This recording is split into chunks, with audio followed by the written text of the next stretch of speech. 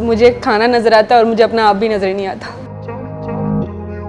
मेरे लिए रोटी नहीं बनती घर में कभी। मैं वीडियोस बनाना छोड़ सकती हूँ लेकिन मैं खाना खाना नहीं छोड़ सकती। ये एक ऐसी लड़की हैं जो कि एक वक्त में 3 टाइम का खाना जो है वो खा लेती हैं। एक दिन में 9 से 10 दफ़ा खा सकती हैं। ये इतनी फूड लवर हैं। एक शहर से दूसरे शहर जाना भी पड़े तो ये बाइक पे लाहौर से सियालकोट तक का सफ़र कर लेती हैं। ये फूड ब्लॉगर हैं, इनको अरसा 4 साल हो गए फूड ब्लॉगिंग करते। इवन यूनिवर्सिटी स्टूडेंट भी थी मैं उस टाइम पे जब मैंने स्टार्ट किया था। 100 रुपए के ठेले से भी खाने जा रहे हो ना तो वहाँ तक पहुँचने के भी पैसे लगते हैं आपके। तो मुझे बहुत मुश्किल आती होती थी इस टाइम पे कि भाई मैं कैसे करूँ कि मेरी ऑडियंस मेरे से मेरी नेचुरल रिव्यूज़ की वजह से, मेरी ओरिजिनलिटी की वजह से मेरे साथ जुड़े हुए हैं।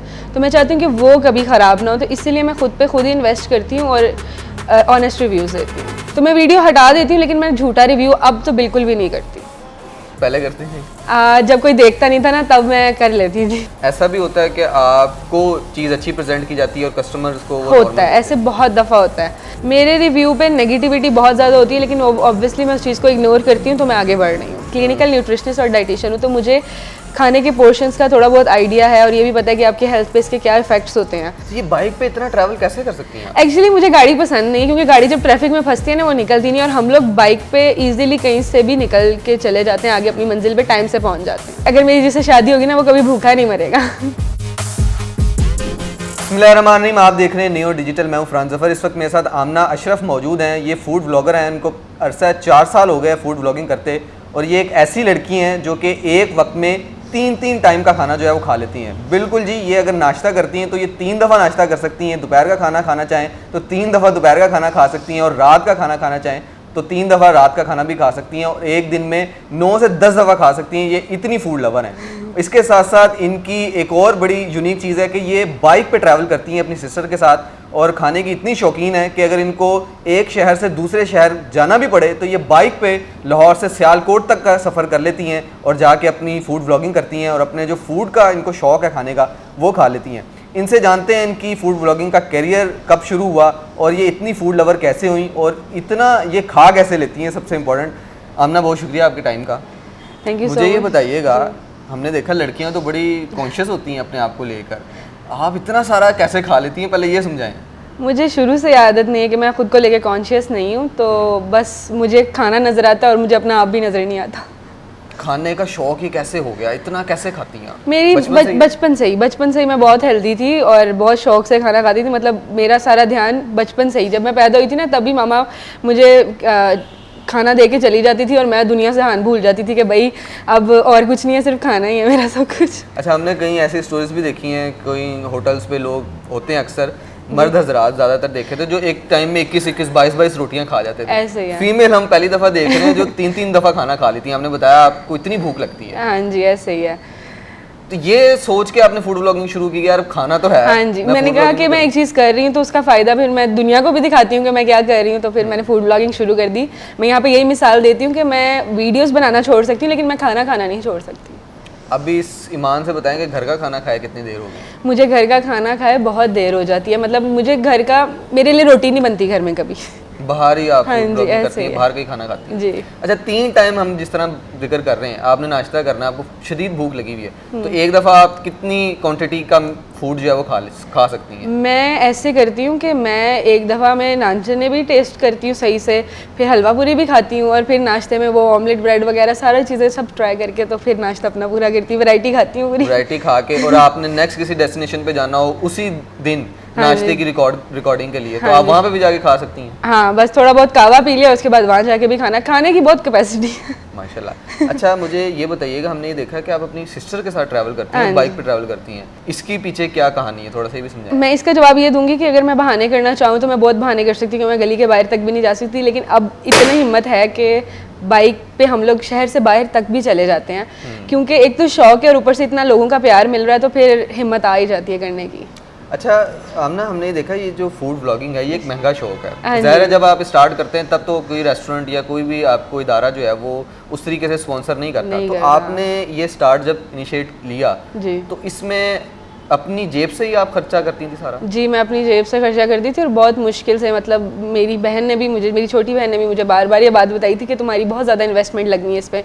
लोगों को तो लगता है ना बड़ी आसान चीज़ है, लेकिन आपको अगर आप एक 100 रुपये के ठेले से भी खाने जा रहे हो ना तो वहाँ तक पहुँचने के भी पैसे लगते हैं आपके। तो मुझे बहुत ध्यान से देख के चलना पड़ता था और अपनी pocket money, even university student भी थी मैं उस टाइम पे जब मैंने स्टार्ट किया था, नई नई मेरी यूनिवर्सिटी स्टार्ट हुई थी, तो मुझे बहुत मुश्किल आती होती थी इस टाइम पे कि भाई मैं कैसे करूँ, लेकिन फिर भी अल्लाह ने हिम्मत दी और हो ही गया। तो कैसे करती थी आप, पॉकेट मनी जमा करती हाँ जी, मैं पॉकेट मनी करती थी और छोटे मोटे बिजनेस से थोड़ी बहुत सेविंग हो जाती थी मेरी। सही है। तो अब आपको माशाल्लाह अब आपकी पहचान बन गई है, अब आप अभी भी आप मुझे ऑफ कैमरा बता रही थी कि ज़्यादातर आप अपने एक्सपेंस से ही जो है वो कर रही हैं, तो अब तो आपको अच्छे खासे स्पॉन्सर्स भी आ सकते हैं, अब क्यों आप अपनी जेब से कर रही हैं? क्योंकि हमेशा ऐसे होता है जब भी कोई मशहूर होता है ना तो वो सारे फिर स्पॉन्सर्स पे काम करना शुरू कर देते हैं। तो मुझे ये है कि मेरी ऑडियंस मेरे से मेरी नेचुरल रिव्यूज़ की वजह से, मेरी ओरिजिनलिटी की वजह से मेरे साथ जुड़े हुए हैं, तो मैं चाहती हूँ कि वो कभी ख़राब ना हो, तो इसीलिए मैं खुद पे खुद ही इन्वेस्ट करती हूँ और ऑनेस्ट रिव्यूज़ देती हूँ।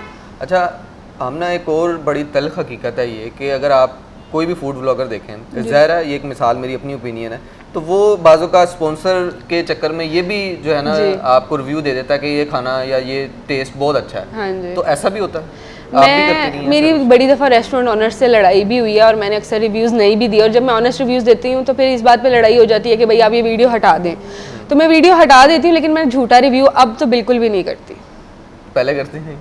जब कोई देखता नहीं था ना तब मैं कर लेती थी। तब हम बता देती थी। हाँ, लेकिन जब से ऑनेस्टीज की है ना स्टार्ट, तब से लोग मुझे पसंद करना शुरू किया, तो मैं कहती हूँ अब झूठ नहीं बोलना। अच्छा, आप एक जगह गई हैं और आपको फूड नहीं पसंद आया जी, तो आपने वो रिव्यू दे दिया कि ये फूड नहीं पसंद आया और वो स्पॉन्सर था, तो उसके बाद रेस्टोरेंट्स का आपसे क्या फिर गिला शिकवा होता है? मैं ऐसे ही करती हूँ कि मुझे फूड पसंद नहीं आया तो मैं उनको उनकी खामियां बताती हूँ और उनको कहती हूँ कि आप इसको चेंज करें, नहीं तो मैं कोशिश यही करती हूँ कि मैं वो ये रिव्यू अपलोड ना करूँ और उनसे पैसे मत पकड़ूँ। ज़ाहिर है अब तो आप एक अच्छे मुकाम पे हैं। जब आप वीडियोस बना रही थी तब आपके पास बाइक थी, मोबाइल कौन सा था, कैसे बनाती थी, कैसे अपलोड करती थी? स्टार्ट मैंने iPhone 8 Plus से किया था और उस पर मुझे काफ़ी स्ट्रगल करनी पड़ती थी। कोई 2-3 महीने में एक मेरी वीडियो वायरल चली जाती थी तो उस पर थोड़ा सा रिस्पॉन्स आ जाता था, नहीं तो मैं बेलॉस होकर ना बस अब डेली टाइम निकाल लेती थी अपलोड करने का। इवन मेरे फ्रेंड्स कहते होते थे कि क्या तुम फजूल काम करती रहती हो, इसमें तो तुम्हें कोई बेनिफिट नहीं नज़र आ रहा, लेकिन अब देखे ना वो आके बेनिफिट नज़र आता है और सारे उस चीज़ में घुस रहे हैं कि भाई हमने भी ये करना है, तो ये होती है आपकी सक्सेस। फूड व्लॉगिंग का क्या कैरियर देखती हैं आप? आपको देखकर इस फील्ड में आना चाहें, ये एक महंगा शौक है, इसमें क्या क्या हर्डल्स आ सकते हैं, क्या आप कहना चाहेंगी, आपका एक्सपीरियंस क्या कहता है? एक आम काम है और एक डिजिटल मार्केटिंग का काम है, इन दोनों चीज़ों में कोई फ़र्क नहीं है, आपको इक्वली मेहनत करनी पड़ती है। मुझे लगता है कि अगर आप सोशल मीडिया इन्फ्लुएंसर बनना चाहते हो ना तो आपकी उससे ज़्यादा मेहनत लगती है। और करियर की बात की जाए तो अब फूड इंडस्ट्री पाकिस्तान की मेरे ख्याल से बहुत ख़राब हो रही है, तो मैं चाह रही हूँ कि मैं अपना कंटेंट जितना ऑनेस्ट कर सकती हूँ उतना करूँ और उसको ट्रैवल ब्लॉगिंग को बीच में इंक्लूड करूँ, फूड और ट्रैवल ब्लॉगिंग को इकट्ठे मिला के करूँ। अभी तो फ़िलहाल मेरा प्लान सियालकोट जाने का, लेकिन फिर इंशाल्लाह फ्यूचर में हम लोग नॉर्दर्न एरियाज में भी जाएंगे बाइक। और सियालकोट आप बाइक पे जा रही हैं? हाँ जी। तो ये बाइक पे इतना ट्रैवल कैसे कर सकती हैं? एक्चुअली मुझे गाड़ी पसंद नहीं है क्योंकि गाड़ी जब ट्रैफिक में फंसती है ना वो निकलती नहीं, और हम लोग बाइक पे इजीली कहीं से भी निकल के चले जाते हैं, आगे अपनी मंजिल पे टाइम से पहुंच जाते हैं।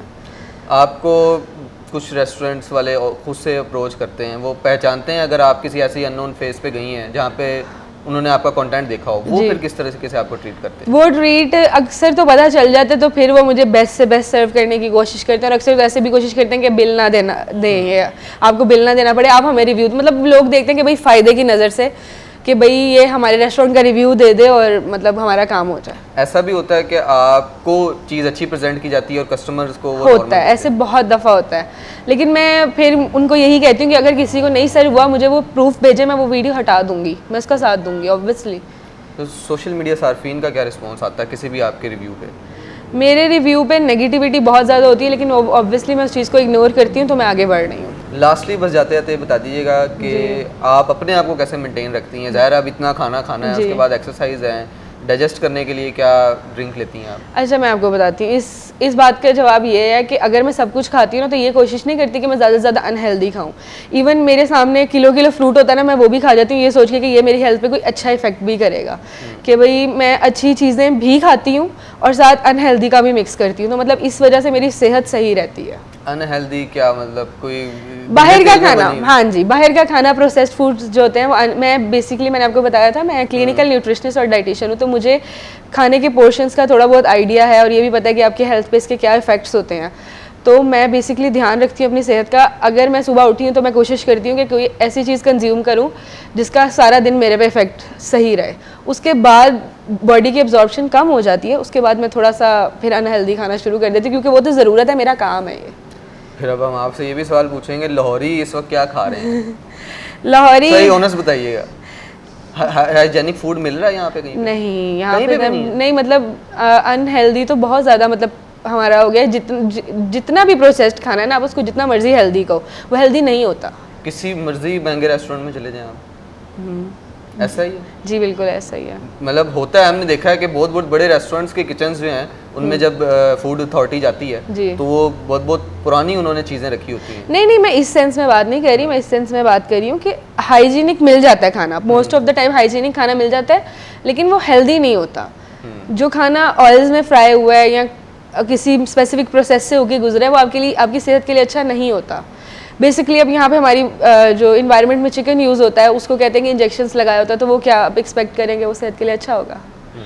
तो इस तरह है कि मैं उन चीज़ों का भी ध्यान रखती हूँ कि भाई इक्वल अमाउंट में दोनों चीज़ें कंज्यूम करनी है। बिल्कुल ठीक है। आप ना लास्टली जाते जाते बताइए, मैरिड हैं आप? नहीं। तो ये शादी के बाद आप किस तरह अपने हस्बैंड के आगे ये ख्वाहिश रखेंगी कि भाई मैं तो इतना खाती हूँ? मैं यहाँ पे ये मिसाल देती हूँ कि मतलब अगर मुझे खाना बनाना नहीं आता तो फिर भी अगर मेरी जिससे शादी होगी ना, वो कभी भूखा नहीं मरेगा।